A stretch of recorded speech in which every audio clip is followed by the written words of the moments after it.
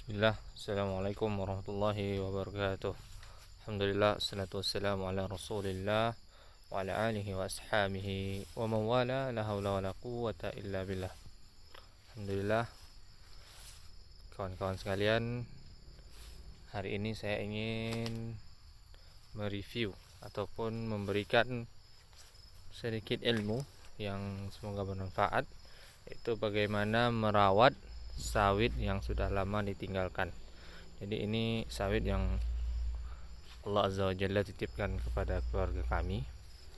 Dulunya ini tidak terurus sekitar 4 tahun karena qadarullah waktu itu orang tua anak sakit dan ibu anak qadarullah meninggal dunia, jadi sawitnya diterantarkan. Ini lebih kurang udah hampir 2 tahun di anak coba untuk rawat kembali. Jadi tahapan-tahapan yang harus dilakukan dalam perawatan sawit yang sudah lama ditinggalkan, yang pertama adalah dibersihkan semak-semaknya.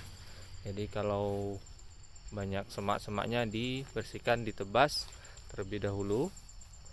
Lalu selanjutnya disemprot dengan herbisida di daerah piringan dan semuanya biar bersih.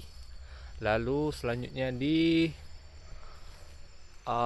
tunas atau di pruning, bahasa orang di sininya ya, di pruning pelepah-pelepah yang sudah kering ataupun yang songgonya bukan songgo 2 dibuang semua. Biasanya kalau di perusahaan itu pruning rutinnya 1 kali dalam setahun. Selanjutnya diberi dolomit. Jadi dolomit ini berfungsi untuk proses fotosintesis serta kandungan kapurnya, Ca-nya, karena dia ada magnesium dan kalsiumnya. Kalsiumnya berfungsi untuk menetralkan asam-asam dalam tanah ataupun menghilangkan sifat basah dalam tanah. Setelah diberi dolomit, tergantung tanaman sawit kalian usianya berapa. Kalau kita ambil rata-rata misalkan usianya 7 sampai 10 tahun, maka kawan-kawan bisa memberikan dolomit sebanyak 2,5 sampai 2,8 kg per pokoknya per tahun. Lalu sebulan setelah itu baru kawan-kawan mau menggunakan pupuk tunggal ataupun majemuk silakan. Kalau menggunakan pupuk tunggal, maka selanjutnya adalah pemberian fosfat. Jadi sumber fosfat yang ada di Indonesia saat ini ada pupuk rock fosfat, SP super fosfat 36 dan triple super fosfat.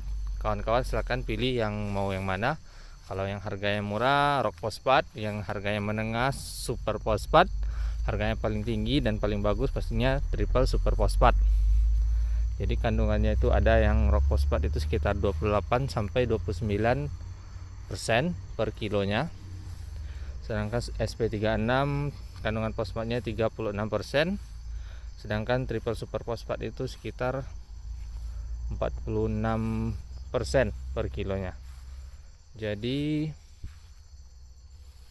untuk pemberian fosfat cukup 1 kali setahun juga. Kalau menggunakan triple super fosfat, kawan-kawan bisa memberikan sekitar 1,5 sampai 1,7 kg per pokok per tahunnya. Ataupun menggunakan super fosfat SP36 bisa memberikan 2,1 kg per pokok per tahunnya, ataupun menggunakan rock fosfat memberikan sekitar 2,8 sampai 3 kg per pokok per tahunnya. Dan untuk diketahui super fosfat ini fungsinya ataupun fosfat ini berfungsi untuk merangsang pertumbuhan akar-akar tanaman dari tanaman kelapa sawit kita, serta memperbesar batang dari tanaman sawit tersebut.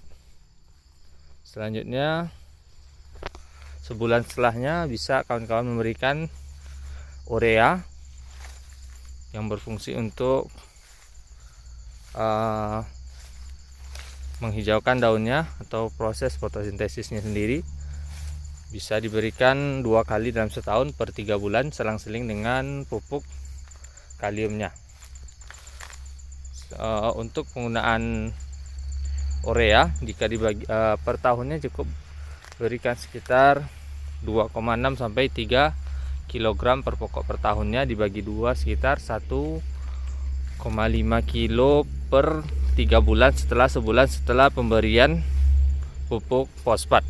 Jadi diberi 1,5 kilo per pokoknya, lalu sebulan setelah itu diberikan pupuk kalium yang berfungsi untuk perangsang buahnya, karena buah sawit paling banyak itu mengandung unsur kaliumnya. Kalium diberikan sekitar 2,5 kg per pokok per tahun. Jika dibagi 2 jadi sekitar 1,5 kg per 3 bulan. Jadi sebulan setelah pemberian urea diberi KCl 1,25 kg per pokok per tahun. Lalu 3 bulan setelah pemberian urea dilakukan lagi pemberian urea sekitar 1,5 kg per pokok per tahun. Lalu sebulan setelahnya diberikan pupuk kalium 1,25. Itu dilakukan dalam 1 tahun. Biasanya perawatan sawit itu kembali normal 1,5 hingga 2 tahun insya Allah. Ini baru dimulai kemarin karena orang tua saya kurang paham pupuk, jadi pupuknya tidak sesuai dosis. Ini alhamdulillah mulai dikembalikan lagi di sesuai dosisnya. Semoga Allah mudahkan ini baik kembali. Mungkin itu dulu yang dapat saya berikan. Semoga bermanfaat. Kalau ada kesalahan dalam pemberian penjelasan, silakan hubungi komen di bawah ataupun di messenger, karena saya juga belajar. Assalamualaikum warahmatullahi wabarakatuh.